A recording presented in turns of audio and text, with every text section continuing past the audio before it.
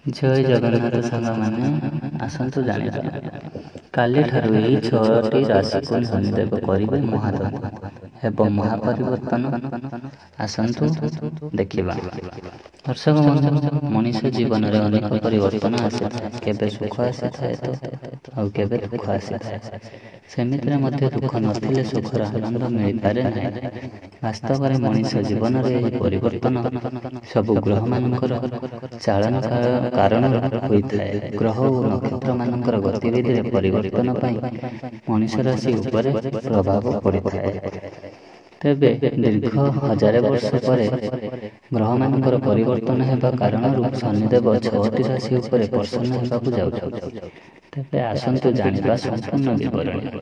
ଏହି ରାଶିର ଲୋକମାନଙ୍କ ଉପରେ ଶନିଦେବ ନିଜର ବକ୍ର ଦୃଷ୍ଟି ପକାଇବାକୁ ଯାଉଛନ୍ତି, ଯାହାଦ୍ୱାରା ଏମାନେ ଧନପ୍ରାପ୍ତିର ସୁଯୋଗ ପାଇବେ।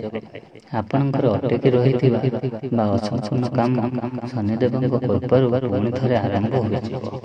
ଚାକିରି ଖୋଜୁଥିବା ବ୍ୟକ୍ତିଙ୍କୁ ବହୁତ ଜଲଦି ଚାକିରି କ୍ଷେତ୍ରରେ ସଫଳତା ମିଳିବାକୁ ଯାଉଛି। ଏହା ସହ ପରିବାରର ଖୁସିର ମାହୋଲ ଲାଗି ରହିବ। ବେପାର ବାଣିଜ୍ୟ କ୍ଷେତ୍ରରେ ବହୁତ ଧନ ଲାଭ ହେବ। ପ୍ରଶାସନ ଅଧିକାରୀଙ୍କୁ ମାନଙ୍କ ସମ୍ମାନ ମିଳିପାରେ। ଆପଣ ନିଜ ଜୀବନସାଥୀଙ୍କ ସହ ବହୁତ ଭଲ ସମୟ ବ୍ୟତୀତ କରିବେ। ଆପଣଙ୍କ ଉପରେ ଶନିଦେବଙ୍କ କୃପା ଅଟକି ରହିଥିବା ପଇସା ଫେରି ପାଇବେ। ଏମାନେ ଯେଉଁ ଯାହାରେ ଚାକିରି କରୁଛନ୍ତି ସେଠାରେ ବହୁତ ଜଲଦି ପ୍ରମୋଶନ ହୋଇଯିବ। ଦାମ୍ପତ୍ୟ ଜୀବନରେ ସ୍ୱାମୀ ସ୍ତ୍ରୀଙ୍କ ସମ୍ପର୍କରେ ମଧୁରତା ଆସିବ। ଦୁହେଁ ଦୂର ସ୍ଥାନକୁ ଯାତ୍ରା କରିପାରନ୍ତି। ଆପଣଙ୍କ ଯାତ୍ରା ସୁଗମ ହେବ।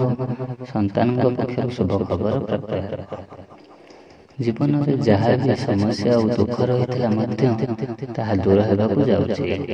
ଆପଣଙ୍କ ଜୀବନରେ ପ୍ରଭାବଶାଳୀ ବ୍ୟକ୍ତିଙ୍କ ଆଗମନ ହେବ, ଯାହାଙ୍କ ସହଯୋଗରେ ଆପଣ ବଡ଼ ବ୍ୟବସାୟ ଆରମ୍ଭ କରିବେ। ଯେଉଁମାନେ ପ୍ରେମ କ୍ଷେତ୍ରରେ ଅଛନ୍ତି ସେମାନଙ୍କର ନୂଆ ସଫଳତା ମିଳିବ। ପ୍ରେମ ଜୀବନରେ ଆପଣ କାହାକୁ ମନ କଥା କହିବାକୁ ଚାହୁଁଥିଲେ କହିପାରିବେ। ଜୀବନରେ ଧନ ଆଗମନର ନୂଆ ସ୍ରୋତ ମିଳିବ। ଆମଦାନୀରେ ବୃଦ୍ଧି ହେବ।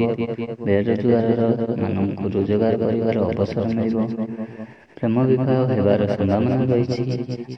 ଆପଣ ନିଜ ସାଥୀଙ୍କୁ କୌଣସି ଉପହାର ଦେଇପାରିବେ, ଯାହାଦ୍ୱାରା ଆପଣଙ୍କ ସମ୍ପର୍କ ମଜବୁତ ହେବ। ସେହି ଭାଗ୍ୟଶାଳୀ ରାଶି ଗୁଡ଼ିକ ହେଉଛନ୍ତି ଯାହା ବିଷୟରେ ଆମେ ଏଠାରେ କହୁଛୁ: ମିଥୁନ ରାଶି, କର୍କଟ ରାଶି, ବୃଷ ରାଶି, ମୀନ ରାଶି, କନ୍ୟା ରାଶି ଏବଂ ମେଷ ରାଶି।